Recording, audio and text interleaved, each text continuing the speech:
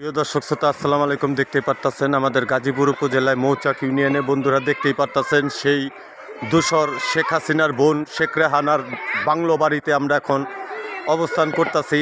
আর এই যে এই বাংলো বাড়ির এই নপুকুরটা দেখতেছেন, এখান দিয়ে শেখ হাসিনার বোন মাছ ধরতো আর খাইতো।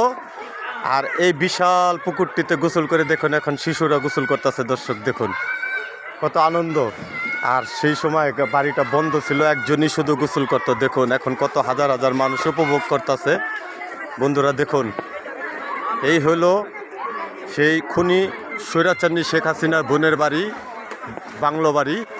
এটা দেখুন বাংলো বাড়িটা কি সুন্দর ছিল। দেখুন দর্শক, মানুষ এতটা ক্ষুব্ধ হয়েছে, তাদের যেই স্থাপনাগুলো ছিল থাকার জন্য সেগুলো দর্শক দেখুন ভাইঙ্গা চুইরা মানে কিচ্ছু রাখে নাই।